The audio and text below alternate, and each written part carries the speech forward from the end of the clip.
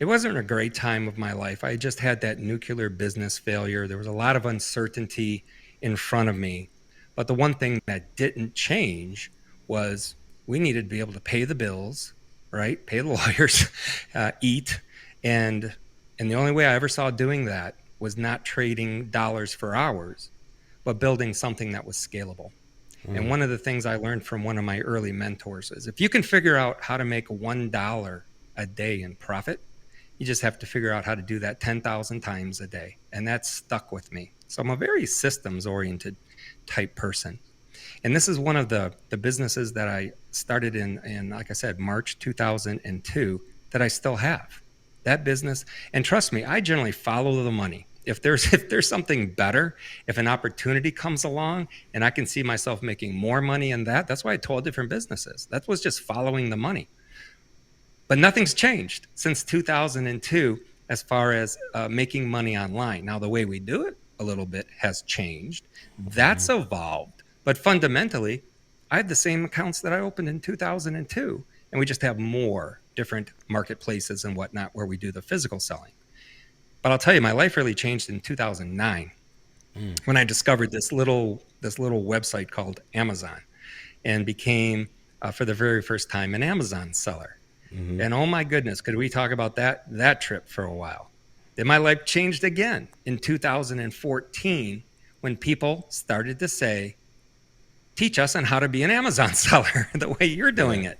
Mm-hmm. Because so many people have tried and then they fail or they don't know where to start. They're willing to maybe pay their way to the front of the line with good consulting or whatnot. And so that was something I thought I would never really do. But I saw an opportunity to help a lot of people because there's also a lot of con artists and bad guys out there. And I felt, well, if I could help a certain number avoid that experience, then that's worth doing. Well, Mm-hmm. that changed my life. That allowed me to get involved in opportunities that just rained millions of dollars in revenue. And it was just incredible. But as I was going through all of this, one thing I noticed is just this really nasty underbelly this whole industry has. And one of the reasons I got involved in affiliate marketing was to see, is there a right way to do affiliate marketing without being a scumbucket, a Yeah. scumbag? Mm-hmm. And and that was really really interesting. I'm going to be turning 60 in July next month, Mm-hmm. and I want to slow down a little bit. I'm going to be exiting a few of my uh, more traditional type businesses that I have. And all I want to do now is market online. I call it marketing online the right way. There are the systems, there are the plans that you can follow. And I've absolutely been fascinated my entire life by two things. The fact that, well, since anyway, the last 20 years, the fact that you can actually make money with a computer online, that still blows my mind. And the second thing that really fascinates me is you can give 10 people, 100 people, 1,000 people the exact same step by step type of a plan and procedure, and only 20% of them, 25% of them will make it. Now, why is that, right? And I think you know the answer. You know the answer already. It's mindset. It's absolutely one. So between actually just making money online and then trying to help the people and seeing the reasons they can't, not don't or won't, can't make money online is really kind of what I want to focus on moving forward as I exit some of these other businesses and move into this next area of my life. Mm-hmm. That's amazing, Todd, and thank you for sharing these pivotal moments in your life that really kind of molded you into the person that you are sitting with us today. And I love that you mentioned it's mindset.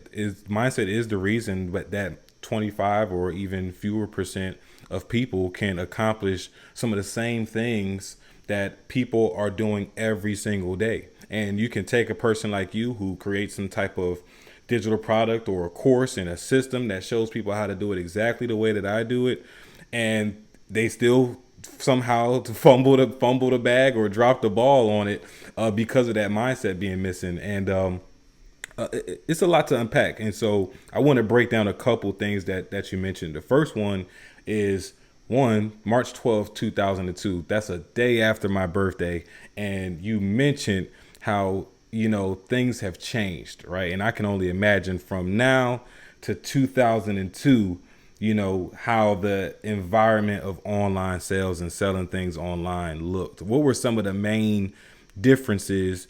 And outside of the systems, as you mentioned, was there much adjustment to kind of being able to stay up to date, or nowadays everything is about aesthetic, right? How were you able to keep up with the aesthetic of selling online in 2002 all the way up to now, being 20 years later?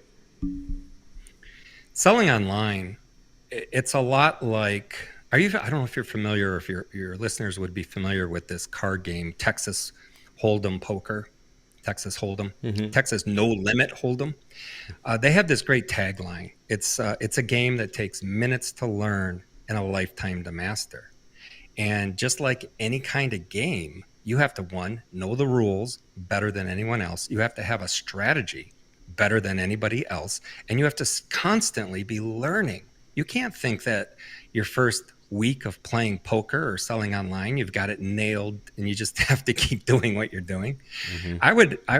Every single day, I am still learning. And that is not an exaggeration. It's because the industry is so huge. Now you can really, really niche it down, but it doesn't mean that you're not going to become an expert and be continually learning.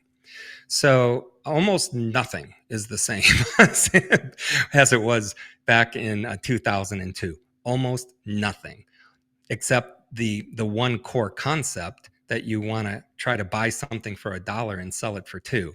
That's been since the dawn of man. I call selling. People ask me, "What do you do?" I say, "Well, I'm in online distribution." Distribution is like the second oldest profession in the world. We all know what the first is. So distribution's the second, right? For the dawn of man, people have been either trading for what they want or just out and out buying it. When we went online, um, boy, I saw warning bells for the brick and mortar stores. I was back in the day when Sears was like king of the hill, but you look at the way they did business and you look at the way other companies were coming online, and you knew somebody was going to be the loser. And right now, unfortunately, it's the big box brick and mortar stores. And even the mom and pa's are having trouble. You have to look at the future, and you have to figure out how to evolve. Because if you don't evolve, you will die. And that has been proven time and time again. So maybe that's the wrong word. Let's say you can never sit down and rest and say you're done, because you never are in this type of an industry. And matter of fact, anybody that excels in anything they do, and I don't care if it's a sports figure or some of the most famous people, business people in the world, Elon Musk, they never say they're done. And same thing with Jeff Bezos at Amazon. What I appreciated so much about that company was the innovation that they had. And they didn't, everything wasn't a home run. You may not even remember the crappy cell phone they came out with. The Amazon, I don't know if they called their cell phone the Fire, but I'll guarantee you there's a warehouse somewhere with a couple of million Amazon cell phones in it that just didn't work.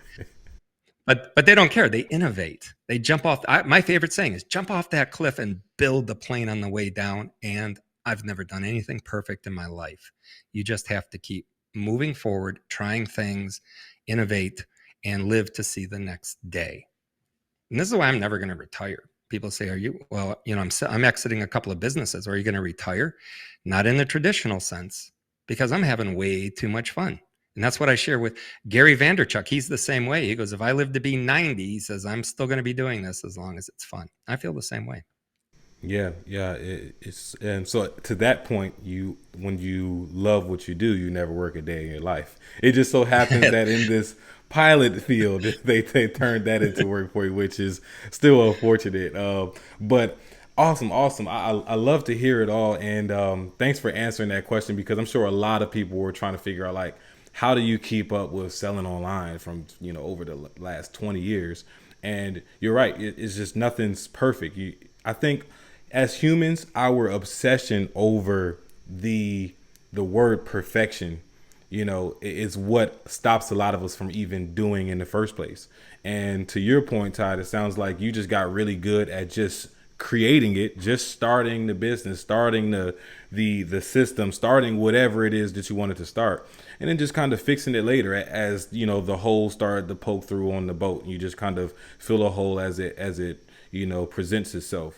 I've always enjoyed, I use this term, buying my way to the top. To this day, I still invest a lot of money to have somebody else either do something for me or teach me how to do it. I told you before, I'm learning every single day. And I tell people, look, if you don't have a lot of resources, you must be willing to do the things you are not going to be willing to do when you do have resources. Now, right now, I mean, if my wallet can't get it done, it's not going to get done, right? But if you're not in that position, you have to put in the time, right? The only times I stay up till 3 o'clock in the morning working anymore is if I'm launching something new and something big. But back in the day, that was the norm. That was the norm.